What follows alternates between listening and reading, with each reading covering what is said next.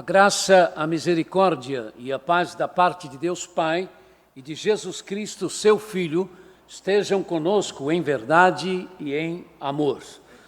Bom dia, meus amados irmãos em Cristo, nós que ainda estamos realizando os nossos cultos via online, os cultos dominicais, queremos manifestar a nossa alegria em Deus por mais esta oportunidade de poder continuar fazendo esse tipo de reunião, de culto, tendo a certeza de que o irmão e de que a irmã continua nos assistindo, está aí sentadinho na sua sala, talvez deitado no seu quarto, se for um caso de enfermidade, mesmo que não esteja em casa, em outro lugar, no entanto, nos acompanhando através da mídia, através dos aparelhos eletrônicos. Não é? Vamos continuar, queridos, colocando diante de Deus esse nosso pedido, ensina-nos a voltar. Né? Já tivemos esta experiência da quarta-feira passada, quando voltamos ao culto presencial dos cultos de oração, mas sempre em observação, sempre também atento às coisas que de repente estão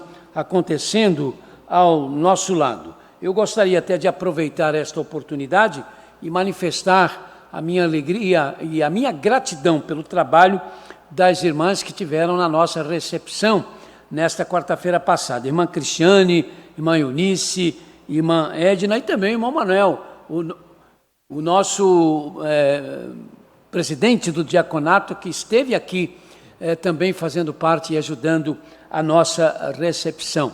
Quero então transmitir a essas irmãs a nossa gratidão e parabenizá-las, né, pelo excelente serviço.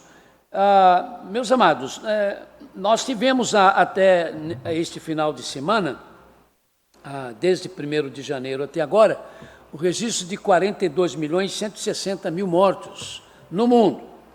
Desses 42 milhões e cento e poucos mil mortos, 19 milhões morreram por causa de doenças do coração, 5.890.000 por causa do câncer, 4.700.000 morreram de fome, 1.210.000 morreram ainda por causa da AIDS, 970.000 por causa de acidentes com veículos e 950.000 por causa da Covid-19. Né?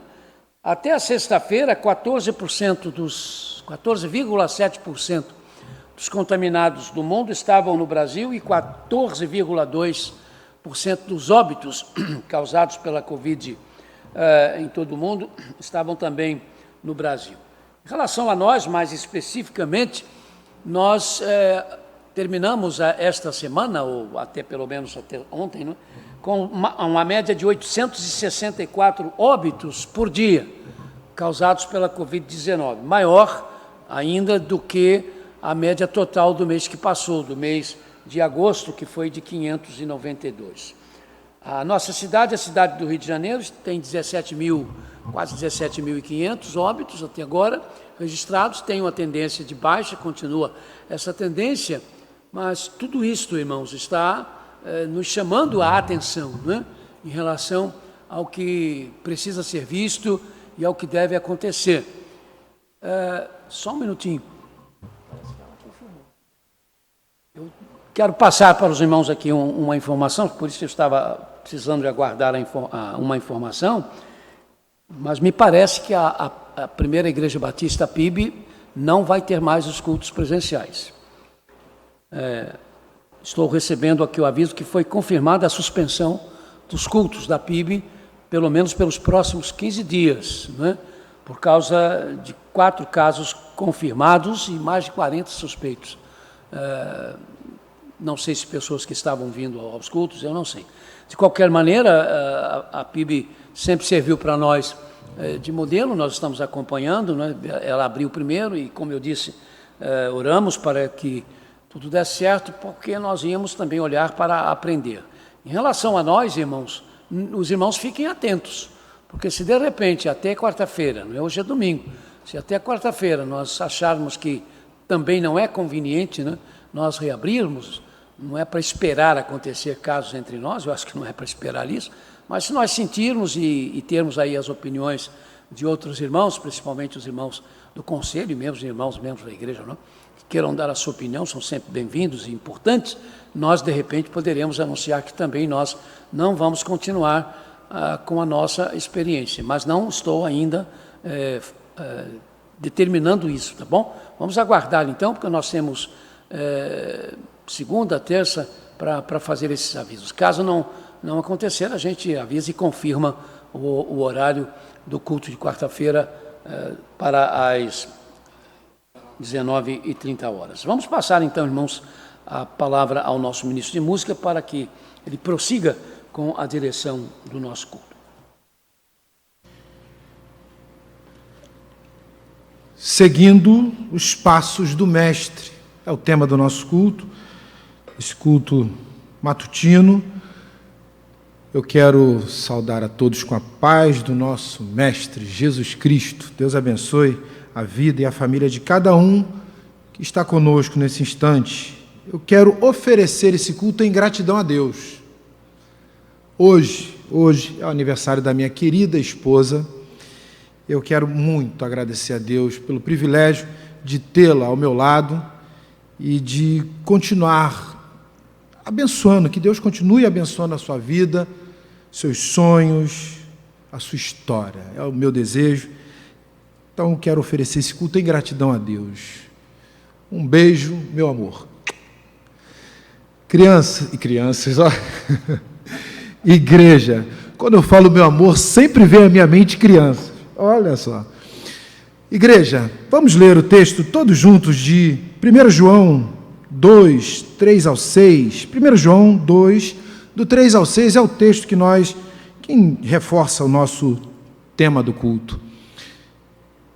Sabemos que o conhecemos, se obedecemos aos seus mandamentos.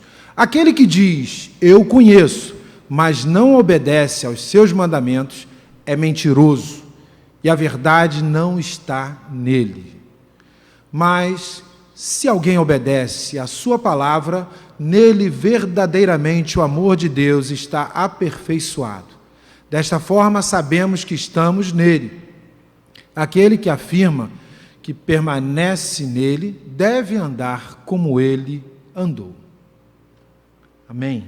Louvemos a Deus com o hino de número 8 do Inário para o culto cristão. A Ti, ó Deus, fiel e bom Senhor. Ao único Deus sábio seja dada a glória para todos sempre, por meio de Jesus Cristo. Amém. Romanos 16, 27.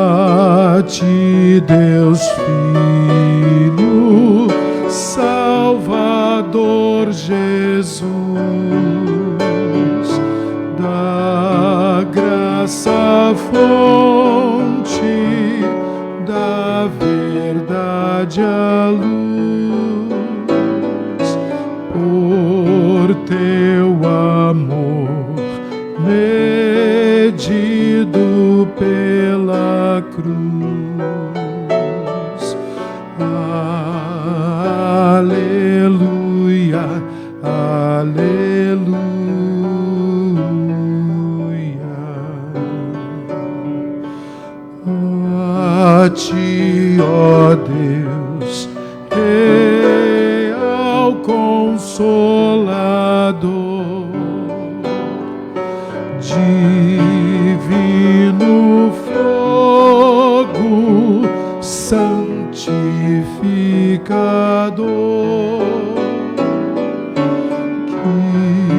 nos anima, nos acende o amor. Aleluia, aleluia.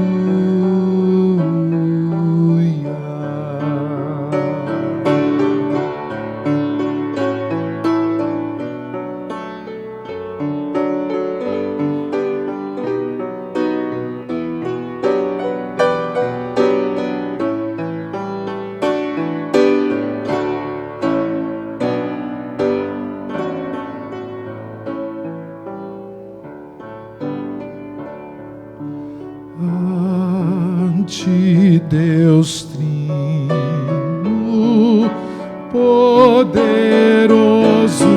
Deus, que estás presente sempre junto aos teus, a ministrar as bênçãos lá dos céus. Aleluia,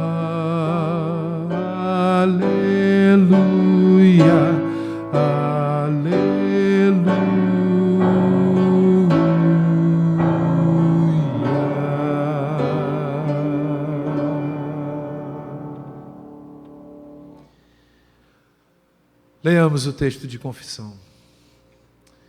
Tudo que vocês aprenderam, receberam, ouviram e viram em mim, ponham-no em prática, e o Deus da paz estará com vocês.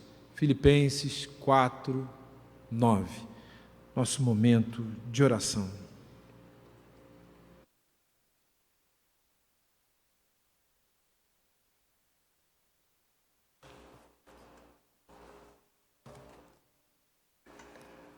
Vamos continuar, irmãos, estão fazendo o que temos feito nos demais cultos, né? Fazendo enunciados que os irmãos, ao ouvirem, devem trazer às suas mentes e colocar nos seus corações, transformando tais enunciados em orações diante de Deus. Senhor Deus, nosso Pai, Deus com a gente, mediante Jesus Cristo e por meio do Espírito Santo, aceita a nossa declaração de que te amamos, em que pesem as nossas limitações humanas. Esses são ainda os tempos da Covid-19 que nos impedem de nos reunirmos como tua igreja em nosso templo aos domingos. Porque és misericordioso e compassivo, ajuda-nos a mantermos-nos unidos como corpo vivo de Cristo, tua igreja. Ensina-nos a voltarmos aos nossos cultos presenciais. Obrigado porque tu permitiste que nesta última quarta-feira nós tivéssemos esta nossa primeira experiência. Obrigado pelos que vieram, obrigado pelos que não puderam vir, mas estavam atentos ao nosso encontro. Nós precisamos, Senhor, que tu continues a nos orientar. Graças, Senhor, Deus nosso Pai, em nome do amor de Jesus, te agradecemos porque tu nos livraste da pior de todas as calamidades, a perdição eterna. Obrigado pelos que estão vencendo esta pandemia e pelos que, por causa dela, descobriram que em Jesus Cristo, o nosso Redentor vive. Quantos aprenderam e ainda estão aprendendo nesses dias difíceis, que estavam navegando em barcos aparentemente seguros, mas que começaram a fazer água e até afundaram. As garantias que haviam sido dadas acerca deles foram falsas e por isso eles foram incapazes de suportar o ímpeto das águas bravias por causa do vendaval que veio e virou o mundo de ponta cabeça. Jesus não estava nesses barcos. São duras as realidades que nos cercam. Esta pandemia, uma cidade violenta e com tanta desonestidade, mentiras e corrupção, nossas terras queimando. Sabemos, Senhor, que todas essas duras realidades nos acontecem porque a humanidade nega o juízo de Deus, ridicularizando-o, quer por meio dos que negam a existência de Deus, quer por meio dos que procuram encaixar Deus nas suas preferências e imaginação, e ainda pelos que te substituem, Senhor, pelos seus falsos deuses e redentores. Mas como tua igreja, nós temos falhado, contribuindo com as nossas atitudes para que o mundo se veja no direito de questionar o juízo de Deus, entendendo que a ira de Deus, de repente, não passa de uma ficção intimidatória para servir aos interesses das igrejas, e não porque esse juízo realmente existe, e o que não se buscar a misericórdia divina, vai tornando a nossa vida cada dia mais no nosso próprio cadafalso. Descobrimos, Senhor, por causa desta pandemia, o quanto estávamos dependentes dos calendários, dos eventos, das estruturas e do tempo. Mas foi bom, Senhor, voltarmos ao nosso tempo nesta última quarta-feira, ainda que de forma limitada. Queremos continuar em nosso tempo, mas pedimos que Tu nos ensine a voltar, dispostos a fortalecermos nossos relacionamentos contigo, à luz dos nossos relacionamentos uns com os outros. Sem Ti, Senhor, não suportamos a dor, deixamos-nos abater pela doença e tememos a morte. Então, por causa da vida que Tu nos dás, nós Te pedimos misericórdia, misericórdia, misericórdia.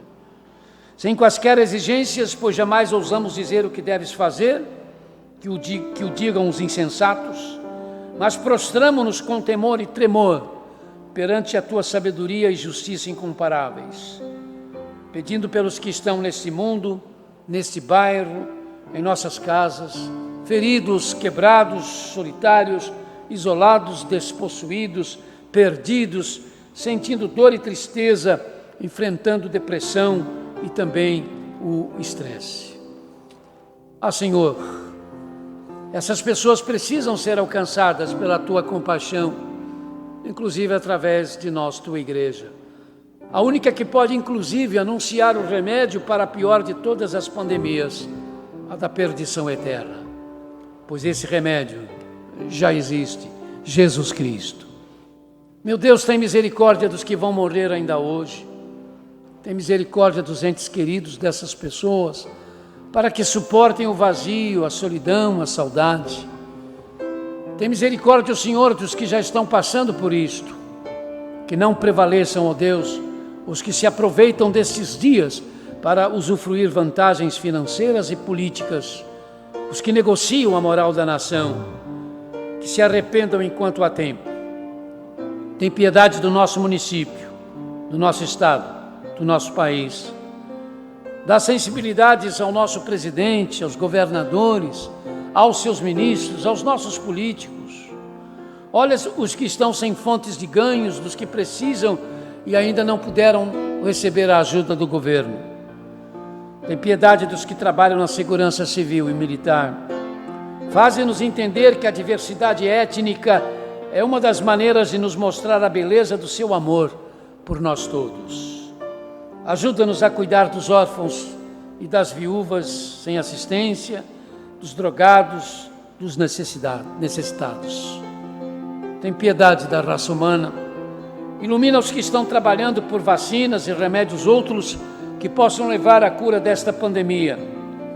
Abençoa os que, como profissionais da saúde, médicos, paramédicos, maqueiros, serventes, funcionários da administração, que lutando nos hospitais, nos centros de saúde para salvar vidas, estão colocando suas vidas em riscos. Tem misericórdia do Teu povo, comprado pelo sangue de nosso Senhor e Salvador absoluto, Jesus Cristo. Por isso Te pedimos outra vez por Tua igreja que sofre no Irã. A pandemia da Covid-19 deu um certo alívio aos cristãos perseguidos no Irã. As batidas policiais em casas de cristãos, sob suspeitas de realizarem cultos em casa na língua persa, o que é proibido, quase que cessaram por completo. presos cristãos foram libertos e julgamentos foram suspensos, mas a trégua terminou. Notícias de alguns meses mostram que as pressões estão voltando e sempre sob a mesma acusação tola. Os cristãos presos são acusados de defensores da legitimidade do Estado de Israel e com isto ameaçam a segurança do Irã, dizem as suas autoridades. Notícias de semanas atrás revelam que as autoridades iranianas estão inclusive reativando casos passados. Por isso emitiram uma sentença de condenação contra Maria Muhammad, uma iraniana convertida ao cristianismo e da qual já não se falava há 2 anos. Maria, além de ser alguém que se converteu ao cristianismo, é ainda mais visada porque, ao mesmo tempo que prega o Evangelho, age como uma ativista, denunciando os abusos contra os direitos humanos no seu país, mas se opondo firmemente a quaisquer atitudes de violência contra o governo. Juntando os 2 crimes, ela já foi presa várias vezes, mas nesses últimos 2 anos, seu nome praticamente desapareceu. Mas agora, em janeiro deste ano de 2020, se anunciou a sua nova prisão. E nesta semana que se foi, a sentença: encarceramento por 3 meses e 10 chicotadas nas costas. Logo que foi presa, ela conseguiu passar uma mensagem dizendo: o julgamento mostrou que não há provas contra mim, o que deveria me absolver por certo, mas eu fui condenada à prisão e a ser açoitada. Só que antes dessa sentença, eu fui torturada de forma bárbara, criminosa, pois o que fizeram comigo não há amparo em lei alguma deste mundo. Continuando, ela disse: nós cristãos condenados não estamos mais apelando contra as sentenças que nos são dadas, porque praticamente já não existem mais os tribunais de apelação. Todos se tornaram em tribunais de confirmação de penas. Eu me sinto fazendo a coisa certa, quando, como cristã, desde a minha conversão, eu passei a me envolver com as pessoas que estão sofrendo nas ruas do meu país. Eu estou convicta de que estou fazendo a coisa certa, mas vocês que forem alcançados, saibam que o custo tem sido realmente muito alto. Líderes cristãos, meus amados, que acompanham a luta desta mulher cristã, dizem que ela tem contribuído para que a Igreja de Cristo no Irã seja hoje, sem dúvida, a igreja que mais cresce no mundo em relação a uma população, sendo impossível se dizer o número de convertidos, situação que claramente desespera as autoridades iranianas sob o poder dos famosos ayatolás muçulmanos. O fato de Maria Muhammad estar ainda viva é sem dúvida um milagre, que por ser um milagre, continua sob a administração de Deus. Ouve-nos agora, Senhor, quando oramos no silêncio das nossas almas, ou com os gemidos dos nossos corações. Vá até a sua lista, queridos, de orações, procure lá, segundo a letra do seu nome, os nomes que estão sob sua responsabilidade, para colocá-los mais uma vez no altar da graça de Deus. Quero acrescentar aqui o nome do pastor Anderson. Ele tem sofrido bastante com dores no estômago, ele está com alguns exames já pedidos, na tentativa de descobrir o que está acontecendo. Vamos colocar o pastor que faz parte também da nossa igreja e nos tem ajudado nesses tempos de Covid, que tem uma família ativa em nossa igreja. Vamos colocar a sua vida, irmãos, também agora na mão de Deus. Eu acredito até que o nome dele já esteja também numa das listas, não é? Porque eu enviei ao Hélio, e o Hélio é muito cuidadoso em relação a isso, mas de qualquer forma os irmãos podem também orar por ele de forma geral.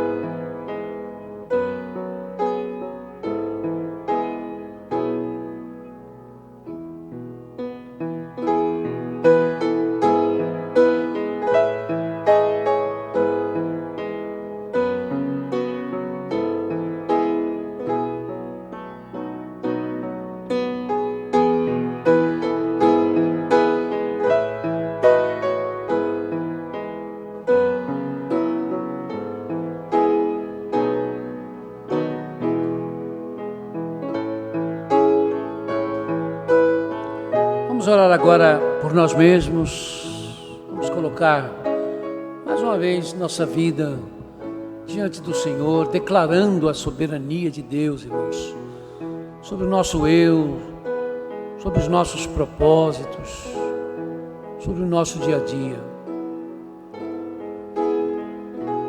Não declaremos essa soberania apenas de lábios, mas façamos isso de coração. Vamos orar pelos que estão ao nosso lado. Se o irmão ou a irmã estiver sozinha, ore por alguém que agora venha à sua mente, seu esposo, algum filho, parente, esposa.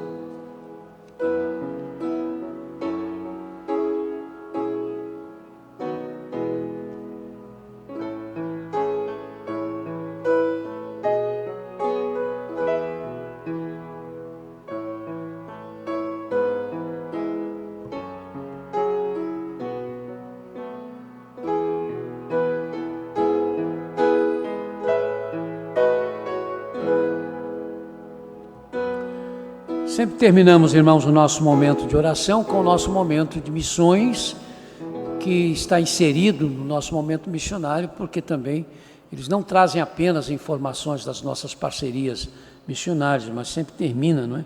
Também orando especificamente pelo assunto trazido. Vamos então assistir um vídeo e depois o nosso pianista, o Anderson, é que vai fazer a oração pelo pedido que for agora colocado, que vai ser colocado.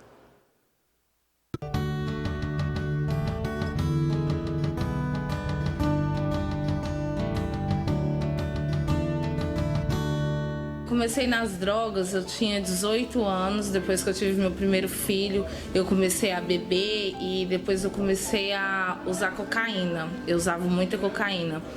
E depois que eu comecei a usar, eu usava constantemente. Eu comecei a estudar à noite, eu dizia pra minha mãe que eu ia pra escola, eu não ia, eu ia me drogar, usava constantemente de segunda a segunda-feira. E depois um dia que eu fui comprar cocaína, eu conheci meu marido, que ele também é usuário, e nós nos juntamos depois que eu estava com 2 meses que eu conheci ele, nós nos juntamos, ele é formado em física, e a gente começou assim, usava em casa sempre, e eu já estava com ele há uns 3 anos quando a gente conheceu o crack. Ele trouxe o crack para dentro de casa e eu comecei a usar crack. Depois da cocaína, passei a usar crack. Aí a minha vida foi por água abaixo. O ano passado foi onde tudo piorou de vez, porque eu já tinha outro filho com ele, que já estava com 4 anos. Eu engravidei mais uma vez e eu tinha a esperança que tudo ia dar certo. Me internei, não consegui ficar na clínica porque ele veio passar as férias no Rio de Janeiro, trouxe meu filho, aí deixou meu filho com a avó dele, voltou para Brasília sem meu filho, e aí eu desiludi.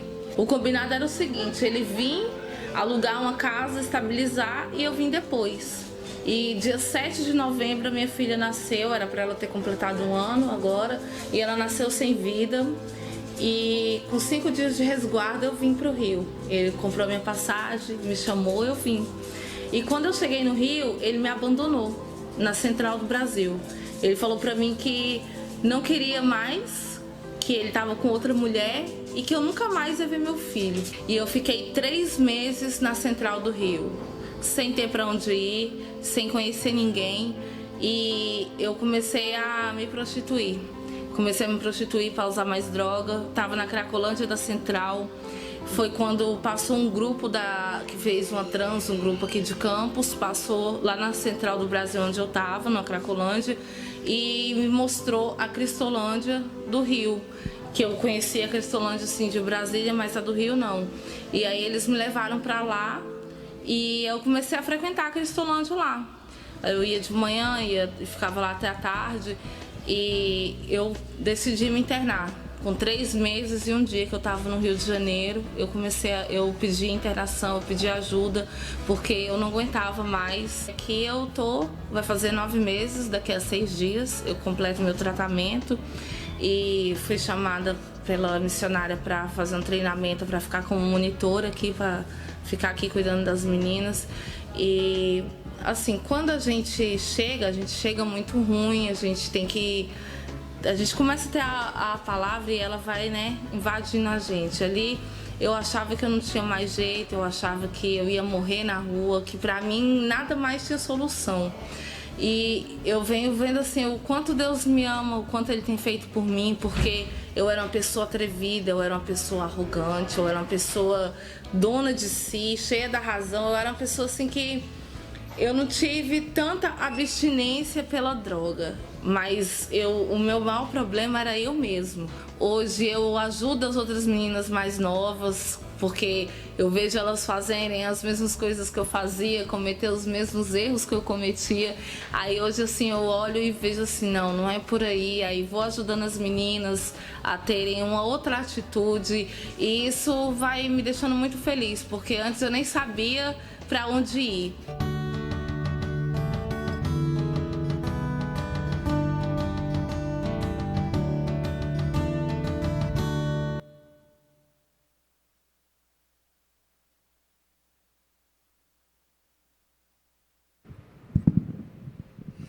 Oremos. Eterno Pai, Senhor, na Tua presença, eu venho lhe agradecer, Pai, por essas pessoas, Senhor, que se levantam em meio a essa dificuldade, Senhor, e vão levar o Seu nome, Senhor, às pessoas que precisam, Pai. Que se levantam, Senhor, e tiram essas pessoas da garra das trevas, Senhor. Senhor, desperta em nós, Senhor, esse amor para nós podermos doar, Senhor, e nós ajudarmos, Senhor, da nossa maneira, Senhor, com orações, com ofertas, Senhor, para que a Sua obra ela continue sendo feita, Senhor, e mais pessoas possam ser salvas, Senhor. Seja, Senhor, com cada missionário da Cristolândia, Senhor, nessa pandemia, Senhor, eles estão colocando a vida deles em risco, Senhor, para resgatar almas, Pai. É tudo que eu te peço, em nome de Jesus. Amém.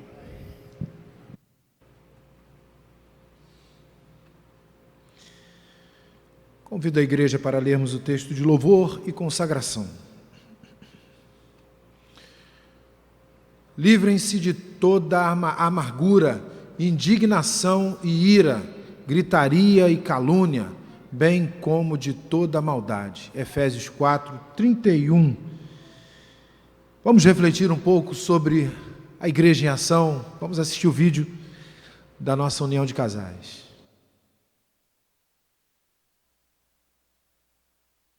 Olá, gente, aqui é o Hélio. Como é que tá, meu mano? Como é que tá, minha mana? Tudo bom? Queridos, eu vim aqui especialmente convidá-los para nós estarmos juntos, refletindo, falando, na união de casais de domingo à tarde. Não perca, domingo à tarde, união de casais, onde um pessoal aí da pesada sempre está falando e eu agora estou tendo a honra de estar lá também falando. É um prazer para mim. Eu vou falar sobre alegria, oração e agradecimento na família, já que nesse isolamento a gente está percebendo que todo mundo está em casa, então a união de casais acaba se tornando uma união de família.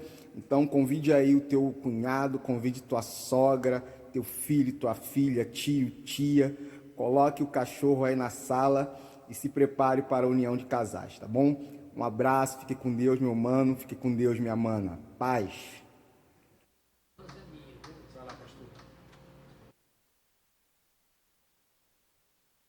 Então, irmãos, vamos reforçar a nossa união de casais às 17h30, com o nosso irmão teologando Hélio Pinheiro. Então, é 17h30 online. Nós temos acompanhado aí os irmãos, a programação, o Eduardo e outros, que têm mantido, então, viva essa função da nossa união de casais, que continua, então, instruindo as famílias sobre casamento e os que não estão casados também, sobre um tema de tão fundamental importância. Nesta próxima quinta-feira, dia 24, o Departamento de Assistência Social da nossa igreja estará distribuindo cerca de 110 bolsas com gêneros alimentícios. Você pode doar trazendo alimentos, você pode ofertar trazendo à igreja, alguma importância financeira para ajudar na conta da igreja, a igreja também adquirir os mantimentos necessários. Entregamos na semana que passou doação em alimentos da seguinte forma: 100 quilos para a Igreja Boas Novas de Santa Cruz e 100 quilos para a Igreja Batista de Pedra Angular, do projeto Abrace. Não é? Pastor Reinaldo Delfino, pastor da Boas Novas de Santa Cruz, inclusive soubemos que está internado, precisando também das nossas orações. Então, é uma forma que nós temos de participar desse tipo de atividade, estendendo as mãos, ajudando a igrejas irmãs que assumem, não é, essa responsabilidade, que é aquilo que o Senhor quer. O projeto Igreja na Rua atendeu também esta semana que passou com gêneros alimentícios e de limpeza a Casa Remidos, de reabilitação de dependentes químicos. Eu até posso dizer, irmãos, que aos poucos, né, se assim Deus também permitir, a Casa Remidos vai se tornar na nossa Cristolândia, sem que, no entanto, possamos e devamos e nem queremos abrir mão da nossa ajuda a outra Cristolândia que os irmãos acabaram de ver e ouvir, não é? Quão preciosa tem sido essa obra deles e quão difícil ela é, não é? E todas as obras que se envolvem com reabilitação de dependentes químicos enfrentam enormes desafios. Vamos orar pelo Júnior, que está lá na direção desta casa, pela Fanny, sua esposa, pelos 7 internos, né?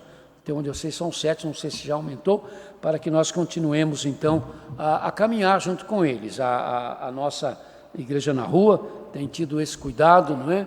E ajudou também esta casa nesta semana. Vamos então, irmãos, passar para um momento de ofertas. O nosso ministro de música vai anunciar o hino, não sei se vai ter alguma parte especial. Não. Vamos cantar o hino 476. Agora eu vou dar minha palavrinha eu quero falar sobre o milagre da contribuição. Irmãos, esta semana, alguém que não é membro da igreja, conhece bastante a igreja, já teve filhos aqui, resolveu um problema profissional, de ordem profissional. Foi abençoado, deu o dízimo à sua igreja, não é? Porque o dízimo é da igreja da qual você faz parte.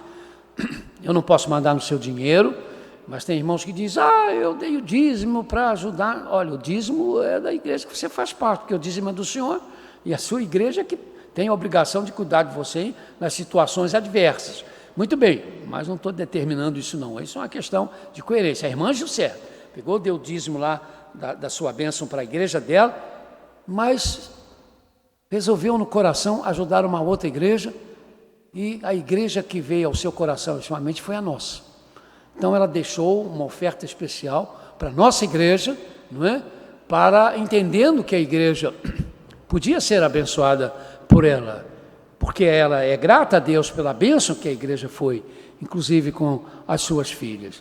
Aí houve um outro irmão também, esse é membro da igreja, que também foi abençoado em alguma coisa e trouxe uma oferta especial para a nossa igreja. É desta forma, irmãos, que nós vamos mantendo as nossas atividades. Foi desta forma que ganhamos o piso, que ganhamos a porta lá de vidro, que outras coisas têm acontecido, e porque você, mesmo não dando uma oferta especial, mesmo não fazendo uma oferta fora do normal, vamos dizer assim, você, no entanto, tem se deixado usar pelo Espírito Santo de Deus com o dom da contribuição e tornando possível essa coisa maravilhosa que eu tenho chamado de o milagre da contribuição. Viram só como o milagre continua? Não deixe de fazer parte dele, para depois você não só ficar apenas olhando os que participam e você não.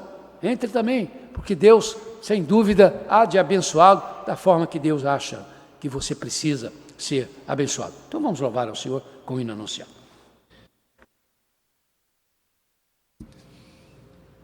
Meus irmãos, então eu peço que você responda aí no seu lar, onde você estiver, com toda a convicção, porque esse hino começa com uma pergunta, mas no refrão dele vem a resposta. E aí fale com toda a convicção do seu coração. Seguireis? Pergunta o mestre. Mestre, eu te seguirei por onde quer que fores. Mateus 8, 19.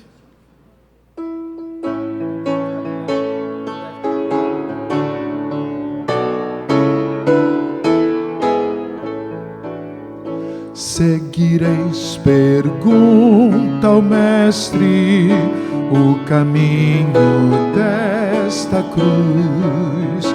Respondemos com firmeza, seguiremos sim, Jesus. Sim, seguiremos teus passos, Senhor,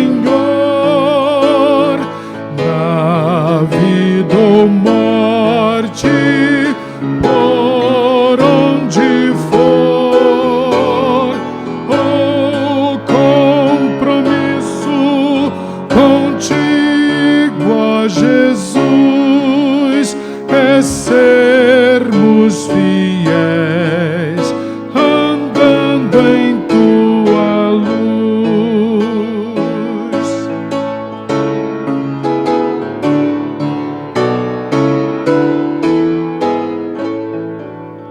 Seguireis ainda o Mestre, nos pergunta condução. Novamente asseguramos, seguiremos o Senhor. Sim, seguiremos teus passos, Senhor, na vida ou morte, por onde for, o compromisso contigo, ó Jesus, é sermos fiéis, andando em tua luz. Amém. Vamos ler os aniversariantes. Hoje eu vou ler, pastor. Hoje eu vou ler. Vou explicar por que eu vou ler. Não é só por causa da esposa, não, gente. Não é não. Tem uma pessoa que a gente ama muito aqui, que está aqui também. Aliás, são várias pessoas que a gente ama muito. Elias de Assis Oliveira, dia 20. Gilson Pereira Barbosa, também no dia 20. Gustavo Silva dos Santos Cavalcante. João Victor Quintanilha de Souza, criança. Rosilene Correia Jorge de Almeida. Silvia Dutra da Costa Faria. Tatiane, aí já no dia 21, Tatiane da Silveira de Oliveira. Dia 22, Aurelina da Conceição, Gilson Soares Peixoto, Tatiane Duarte de Araújo, Thaís da Mota Rodrigues Barbosa Geraldo, Valknaer Pereira de Souza. No dia 23, Alex do Pazo Melo, Luma Quintanilha da Silva Ribeiro, criança, Rafael Moraes Martins. No dia 24, Mercedes dos Reis Alvim, Tamires Teodoro Calzolari Silva Gonçalves, Valdemir Alves da Silva, no dia 24. Dia 26, Elson Marcos Cardoso, Jairo Quintanilha, Nicole Santana Barbosa, Severino de Souza. E os aniversários de casamento, no dia 20, Léo e Lídia. No dia 21, Léo e Lídia, 29 anos. No dia 21, Daniel e Viviane, 8 anos. João e Odete, 9 anos. E no dia 22, Severino e Miriam, 41 anos. Vamos louvar a Deus com o hino dos aniversariantes.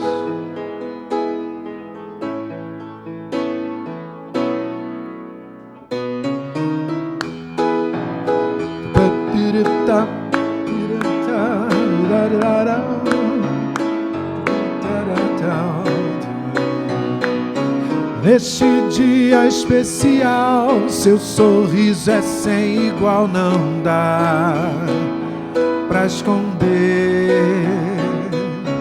A alegria que é sem fim transformou-se no jardim e tudo porque mais um ano de vida o Senhor lhe deu. Posso ver um novo brilho em seu ser. Muitas bênçãos lá do céu lhe concedeu. Por isso vamos cantar parabéns pra você. Por isso vamos cantar parabéns você.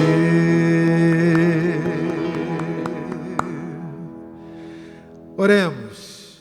Amado e grandioso Deus, obrigado. Obrigado pelas bênçãos recebidas. Obrigado, Senhor Deus, pelo retorno já na quarta-feira passada, culto presencial, ao revermos alguns irmãos, Senhor Deus. Obrigado, Senhor Deus, pela oportunidade que estamos tendo de continuarmos, mesmo distantes, Senhor Deus, mas unidos num só propósito, de louvarmos, de engrandecermos, de cultuarmos ao Deus vivo, Jesus Cristo.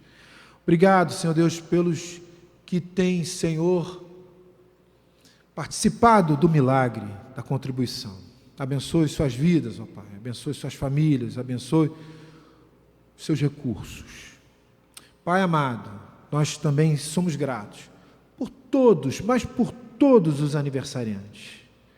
Que, Senhor, como nós costumamos falar, que seus corações continuem se enchendo de sabedoria, para que seus dias, Senhor Deus, sejam sempre dias abençoados pela doce e preciosa presença de Jesus.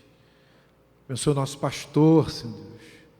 Sua saúde, tudo já tem abençoado e tem preservado. Continua com ele, dando-lhe sabedoria, Senhor Deus, vinda de Ti. E trazendo ao seu coração, Senhor Deus, sempre o desejo de ser grato, assim como todos os demais aniversariantes. Porque, Senhor, Tu tem dado mais do que merecemos. Nós queremos, então, nesse instante, agradecer por todos os aniversariantes. E oramos, então, assim, pedindo também que continue a falar aos nossos corações, porque dentro em breve estaremos ouvindo o Teu recado através do Teu servo. Abençoa-nos. Nós oramos, então, assim, no nome de Jesus. Amém. Vamos ouvir coro da Igreja Batista do Parque São Basílio. Aleluia, dai louvor.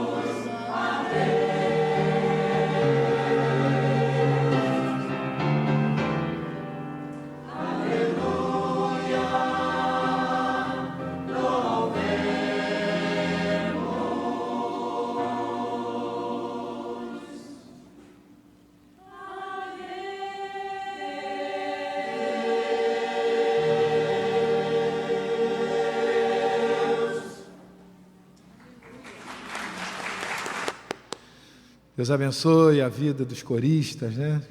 Que hoje fazem parte do coro da Igreja Batista do Parque São Basílio.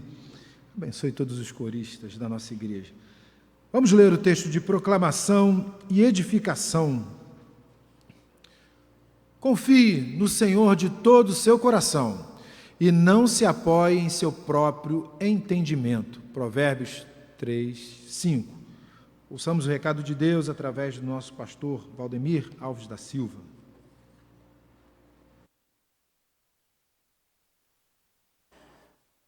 Convido os irmãos para compartilharmos do texto que Paulo nos deixou quando escreveu aos cristãos da cidade de Filipos.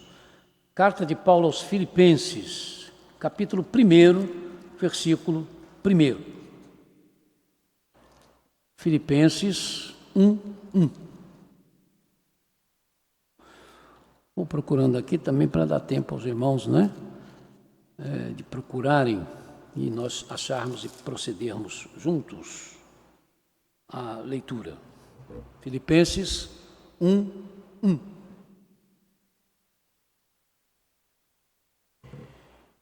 Paulo e Timóteo, servos de Cristo Jesus, a todos os santos em Cristo Jesus que estão em Filipos com os bispos e diáconos.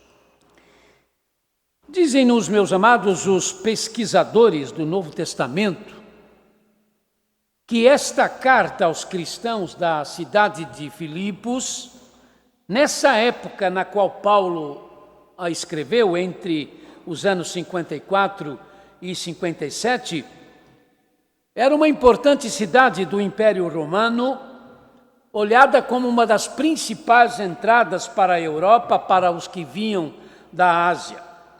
Hoje, Filipos são ruínas, inclusive tombadas pela Unesco como Patrimônio Cultural Mundial, e se situa no que hoje nós chamamos de República da Grécia.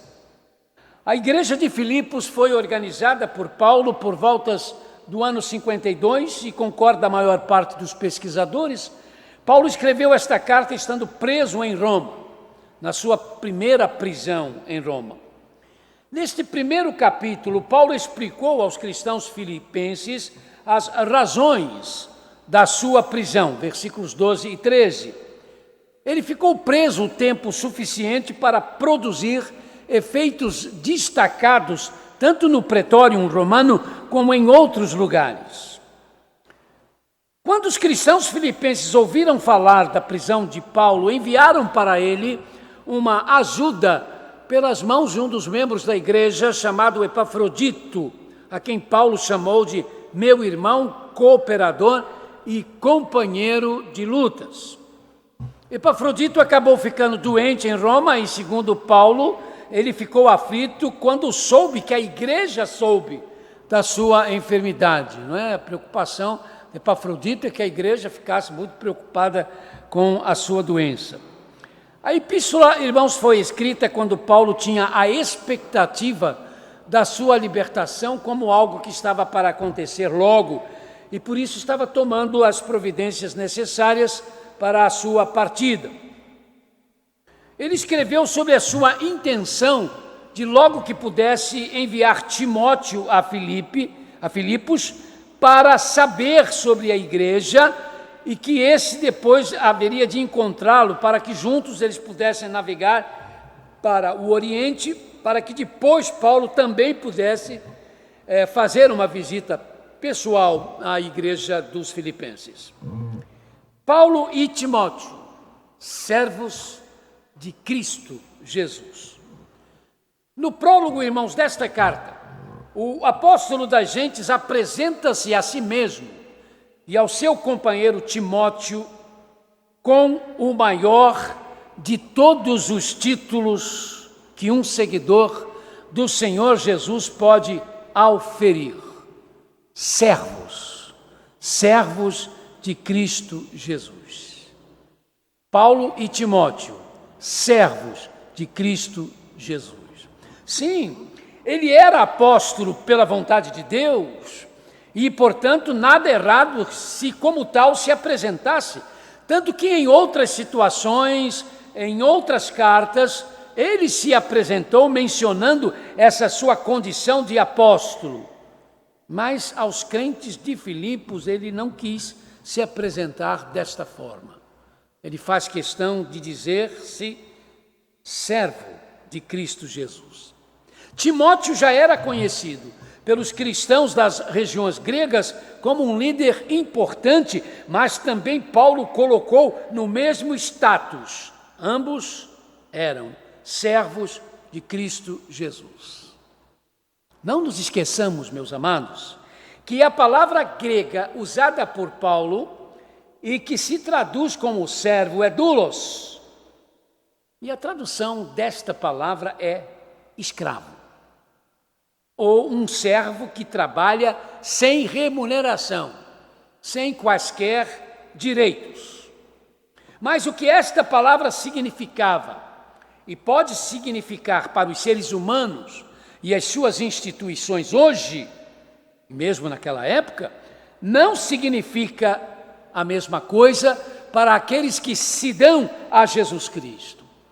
O dar-se a Jesus Cristo, receber o senhorio de Jesus, em absoluto é algo humilhante, é algo ultrajante, mas na verdade é o que de mais nobre pode acontecer com alguém, o se tornar escravo, servo de Jesus Cristo. Primeiramente, se é escravo, então não tem vontade própria. A vontade tem de ser do seu Senhor. Mas, ao mesmo tempo, nós sabemos que quanto mais servos e servas queremos ser, mais Ele, o Senhor Jesus, nos faz filhos e filhas de Deus, herdeiros da sua glória. Quanto mais servos e servas assumimos ser, mais Ele, Jesus, nos torna seus irmãos e nos chama de seus amigos. Quanto mais servos e servas nós procuramos ser por causa dele, Jesus, mais vamos nos tornando parte do sacerdócio real. Nada mais honrado, então, do que isto, ser servo, ser serva de Jesus Cristo, que significa unir-se a Ele, Jesus, pertencer a Ele de forma consciente. Uma das experiências piores dos seres humanos é ter de fazer, é ter de assumir funções que não lhes dão prazer, que se tornam pesadas para eles. Mesmo quando lucram no que estão fazendo, mesmo que venham a ganhar fama com o que estão sendo, porque não gostam do que fazem, podem se tornar doentes e doentios. Me lembro do meu tempo de banco, quando eu cheguei a ser tesoureiro de um banco, eu tinha uma caixa muito eficiente, a menina trabalhava sempre muito bem, responsável, mas tinha uma tristeza imensa de estar trabalhando ali. Reclamava demais e falava sempre comigo, eles me chamavam de irmão. Irmão, eu não vejo a hora de ir embora daqui, eu não suporto, eu não aguento. Eu ficava imaginando, né? Ela morava em Niterói, a agência do banco ficava ali na Presidente Vargas, né? Falei, coitada dessa menina, tem que se levantar para pegar a barca, vendo aquele dificuldade toda e para entrar num lugar que ela não suportava, não é? Porque não gostava, não é? Ela dizia que tinha até que agradecer a Deus, porque tinha um emprego, mas assim que ela pudesse, ela cairia fora, não é? Então a gente imagina como deve ser uma coisa dessa. Eu nunca tive propósito de ser bancário a vida toda. Eu já me sentia chamado e já estava ali, inclusive, eu tive que trabalhar lá embaixo exatamente para poder ter condições de ir para o seminário e estudar, mas eu nunca me vi assim, numa situação tão desgostosa, não. Eu até, de certo modo, gostava, né, daquilo que fazia. Há até aqueles que se tornam, quando chega-se a um ponto de você não gostar do que está fazendo, há aqueles que se tornam cruéis, arrogantes, hipócritas naquilo que estão fazendo, como se estivessem punindo a situação na qual foram ou estão colocados. Sabe, servir a Cristo pode trazer apreensões, pode trazer aflições. No nosso momento de oração aqui, nós lemos de Maria, aquela iraniana, não é? Que esteve sem ser mencionada por 2 anos pelo governo do Irã, mas agora foi presa de novo e o seu julgamento foi rápido. 3 meses de cadeias e 10 chicotadas nas costas. Não é? Isso é coisa da Idade Média? Não, 2020, irmãos. Então ela fala, não é? Que foi julgada injustamente, que ela não é culpada daqueles crimes, porque eles inventam uma porção de coisas, e ainda tem que passar pela a humilhação de ser chicoteada, tudo porque é uma serva de Deus. Não é? Então não é fácil, às vezes, assumir ser escravo de Cristo, servir a Cristo, pode mesmo trazer apreensões e aflições. Nós temos um evangelho hoje meio esquisito, não é? No nosso contexto, nos cercando. São igrejas que vivem pregando, venha para Jesus e os problemas vão terminar. Venham para Jesus, você não tem que ficar doente. Venha para Jesus e você vai ter dinheiro na caixa econômica, você vai ter carro novo e etc, etc. Eu não consigo ver nenhuma base nas Escrituras para isso. Servir a Cristo pode significar até mesmo abrir mão da vida terrena. Quantos são mortos porque assumem servir Jesus Cristo? Mas, meus amados, servir a Jesus é algo que se assume com a certeza de que não há nada melhor na vida do que isto. Servir Jesus Cristo. Mais um pouco, mais alguns anos, Paulo seria degolado, exatamente por ser um servo de Jesus Cristo. Mas com certeza, se ele pudesse voltar atrás, faria tudo de novo. Neste prólogo de sua carta aos Filipenses, Paulo se refere a Jesus como Cristo Jesus. Pode parecer que isso aqui não quer dizer nada, mas não nos esqueçamos, irmãos, que ele, Paulo, antes de se converter a Cristo, ele fora um judeu ortodoxo, fervoroso, que perseguia com violência os seguidores de Jesus. Ele fora instruído pelos líderes do judaísmo que o tal Jesus de Nazaré, que fora crucificado como um blasfemador, dissera, entre outras coisas, ser o Messias prometido por Deus aos judeus. E sem dúvida, quando Paulo ouviu falar sobre isso aumentou-lhe o ódio em relação aos que ousavam pregar isto sobre um pregador andarilho, o tal Jesus, que se dizia Messias de Deus. Mas no seu encontro, irmãos, com Jesus, no caminho de Damasco, Paulo chamou a Jesus de Senhor e precisou reconhecer que o Jesus, cujos seguidores ele perseguia, era de fato o Messias prometido por Deus ao seu povo, os judeus. E Messias, em grego, é Christos. Então ele destaca isso na introdução desta carta aos crentes de Filipos, referindo-se a Jesus como Cristo Jesus, isto é, o Messias Jesus, fazendo questão de lembrar a si mesmo, não é? Essa descoberta. A todos os santos em Cristo Jesus que estão em Filipos. É desta forma, irmãos, que Paulo chama os crentes em Cristo de Filipos, de santos em Cristo Jesus. Sim, é verdade. Esta designação de santos dada aos cristãos em várias situações era aplicada aos seguidores de Jesus como um equivalente à designação de cristãos, que aliás só aparece 3 vezes em todo o Novo Testamento. Mas seja como for, o se chamar alguém de santo em Cristo Jesus sempre implica em situações, em realidades que precisam ser pensadas e trabalhadas.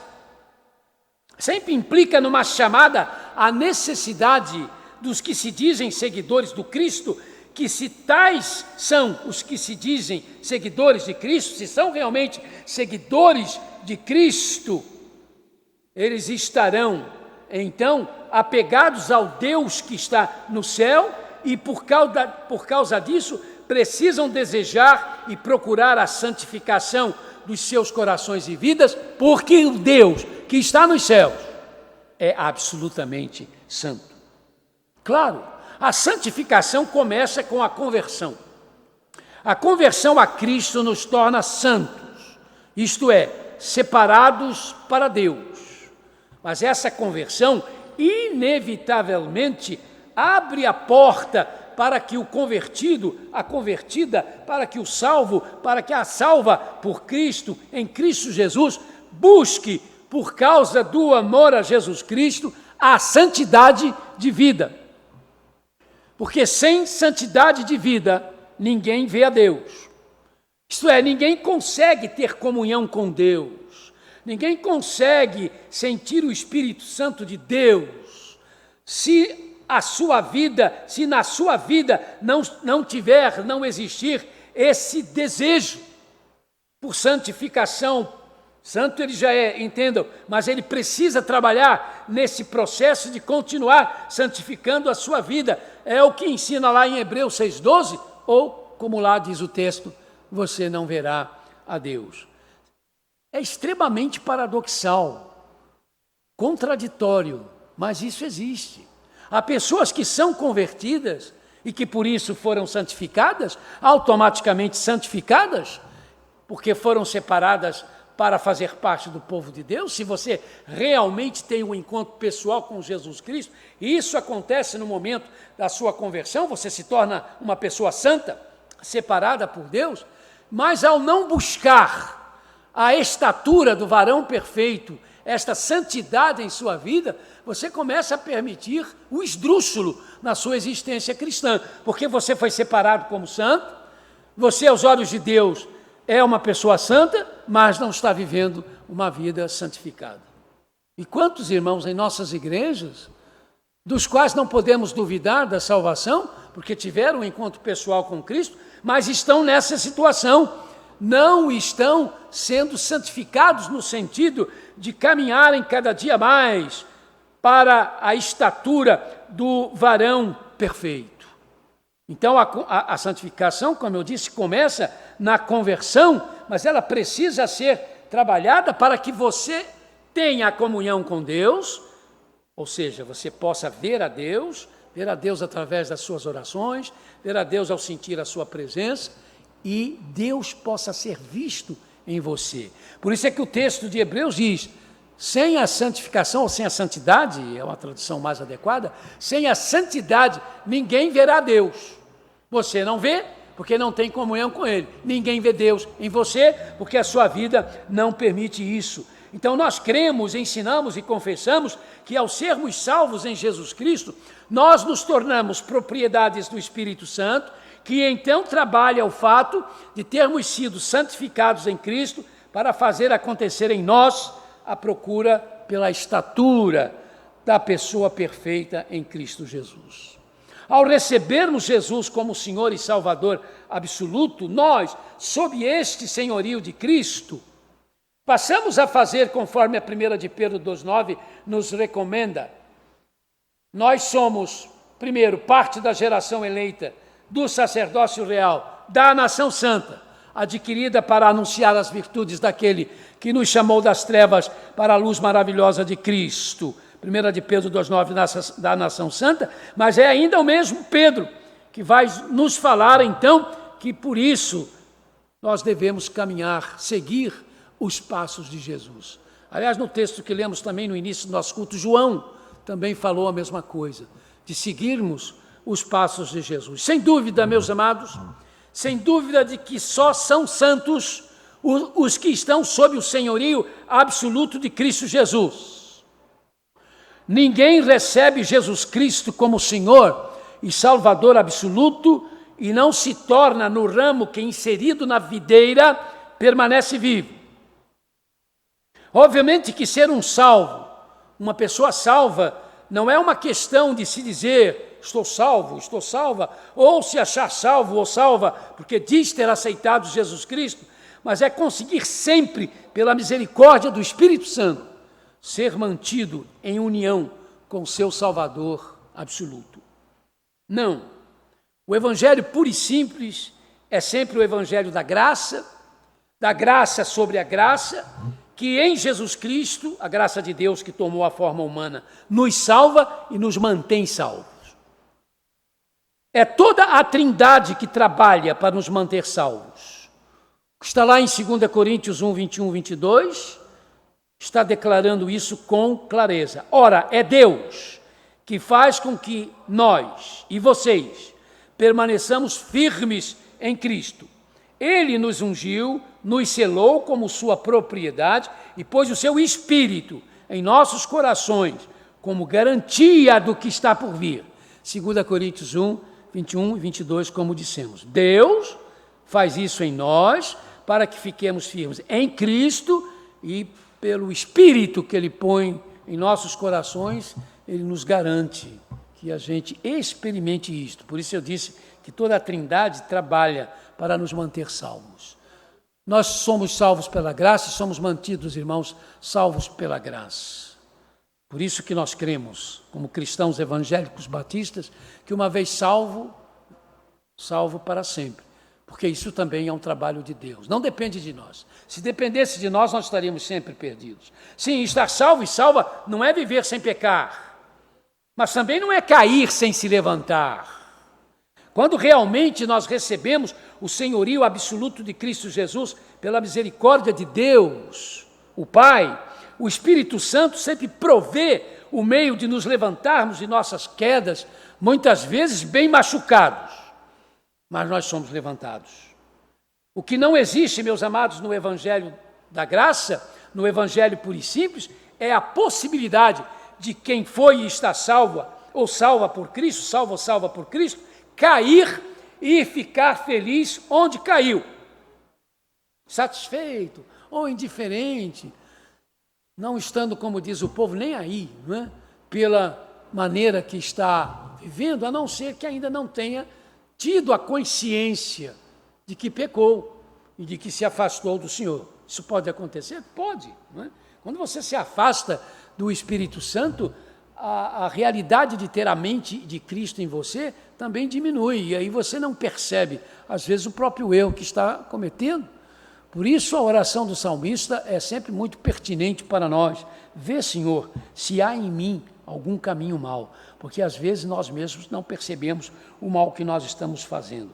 Caia eu ou você numa fossa cheia de excrementos, como é que vamos ficar satisfeitos dentro dela? Não dá, não é? Ninguém consegue. É a situação do crente salvo, querido. Você até pode cair na fossa cheia de excrementos do pecado, mas não vai ficar bem lá. Ah, mas não vai mesmo. Vai gritar, vai chorar, vai espernear, tem que sair dali de qualquer maneira. Então isso é uma coisa relativamente lógica, simples. Assim é o salvo ou salva quando peca, porque ele foi separado, porque ela foi separada para ser santa ou santo de Deus, santo ou santo de Deus. O pecado é como excrementos, não dá para ficar enfiado neles e se conformar. Paulo e Timóteo, servos de Cristo Jesus, a todos os santos em Cristo Jesus que estão em Filipos, juntamente com os bispos e diáconos. Ele termina esse versículo 1.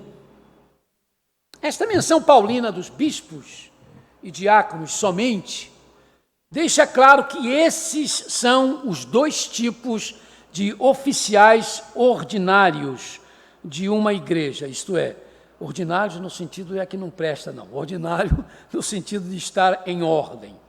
Nós temos numa igreja batista os oficiais ordinários e os extraordinários, né? Os ordinários, então, são o bispo e o pastor. O bispo pode ser chamado de presbítero e também de pastor. Os extraordinários, diretor da escola dominical, pianista, tecladista, instrumentista, cantores, etc. São todos oficiais extraordinários. O título bispo era uma forma geral que os cristãos usavam para se referir aos presbíteros ou pastores das igrejas. Em Atos 20, de 17 a 28, isto ficou claramente delineado. O título bispo foi trazido para dentro do contexto cristão, emprestado do governo romano. Os gregos chamavam de episcopo, de bispo, os funcionários romanos que exerciam as funções semelhantes às dos prefeitos e subprefeitos de hoje. No caso do pastor, o título de bispo se refere então à sua função de administrar ou de coordenar a administração da igreja ou do ministério que está sob a sua responsabilidade. O título presbítero tem a ver com a palavra ancião, que vem do contexto religioso, mas também do contexto social dos hebreus.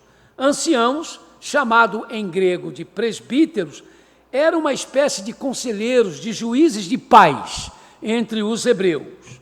No caso do pastor, o título de presbítero tem a ver com a função pastoral de aconselhar, ajudar a resolver situações quando possível, não é?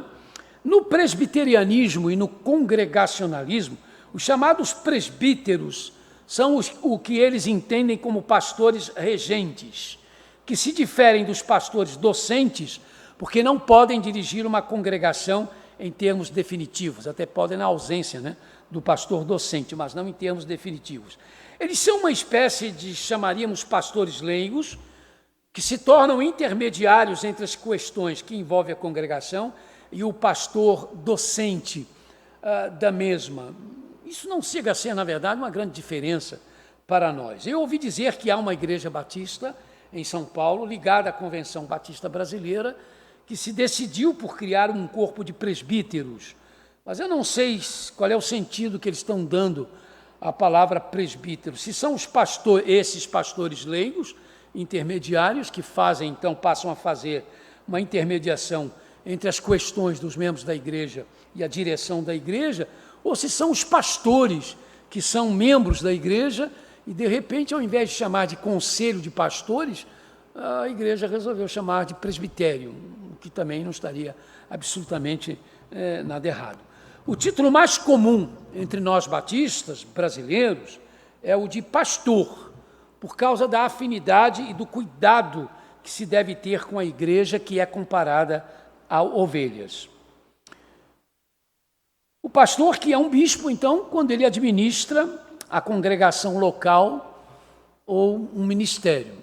Os batistas da Letônia, da Estônia, da Lituânia, eles chamam de bispos os pastores que se tornam presidentes das convenções.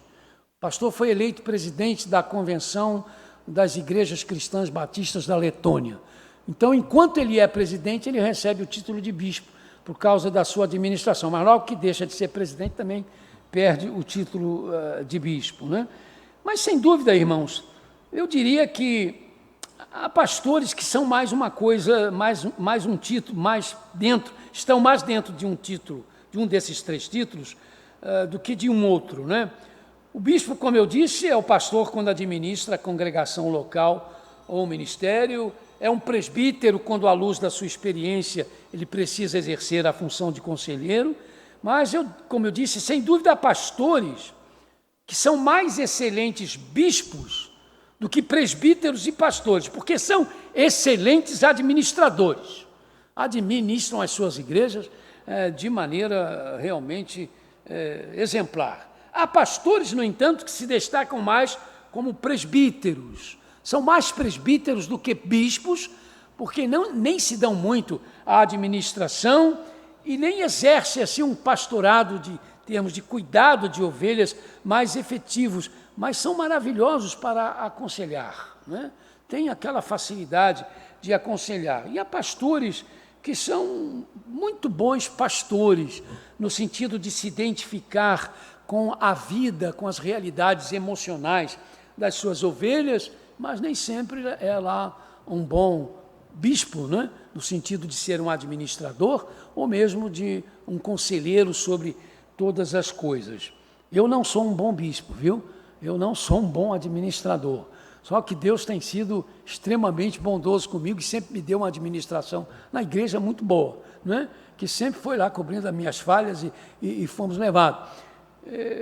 Às vezes até eu acho um bom presbítero, eu consigo aconselhar bem, mas na maior parte das vezes eu tenho me identificado mais com essa questão de pastor. Mas são esses três nomes, viu, que os pastores batistas têm. Então, se alguém perguntar a você, vocês não têm bispos, não? Você pode dizer, não, senhor, não, senhora, temos bispos, sim.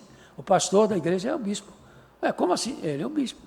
Ele é o administrador da igreja, é o episcopo, não é?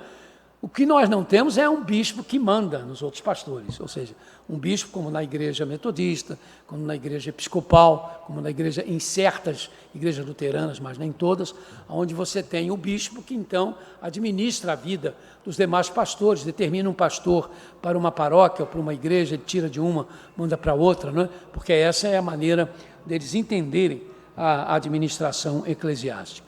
Peguei, irmãos, esse texto não sem razão, não é? Porque vi nesse capítulo, nesse versículo 1 de Paulo à igreja de Filipos, formas de ensinar a importância de sermos servos de Jesus Cristo, de assumirmos este papel, porque não há melhor coisa do que fazer isto, de aprendermos então sobre a questão um pouco do Messias e de terminarmos nisso, dessa doutrina nossa sobre o pastor, que é pastor, bispo e presbítero. Que Deus nos ajude, não é, a assimilar estas coisas para aplicá-las na nossa vida eclesial, na nossa vida também, no nosso dia a dia. Vamos então para o encerramento deste culto, não é? Ouvindo a palavra final de declaração e também a bênção final.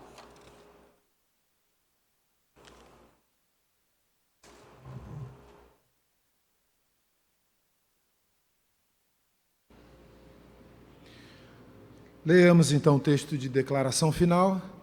Sejam bondosos e compassivos uns para com os outros, perdoando-se mutuamente, assim como Deus perdoou vocês em Cristo. Efésios 4, 32. Nosso Deus e Pai bondoso em Jesus Cristo, por meio do Teu Santo Espírito, ajuda-nos a compreender e a viver o Teu reino. Dá-nos todos os dias a sabedoria para avançarmos ou recuarmos no tempo certo e de descansarmos em Ti, para jamais nos sentirmos perdidos diante da maldade das pessoas perversas, diante das dificuldades do dia a dia, em nome e pela graça de nosso Senhor e Salvador Jesus Cristo. E o que dizemos ao final do nosso culto? Lembrem-se do fariseu e do publicano. Não se esqueçam da igreja sofredora. Levantem os seus olhos e vejam os campos que estão brancos para a ceifa. Amem e orem por suas famílias. Cuidem dos órfãos e das viúvas sem amparos, dos drogados e viciados.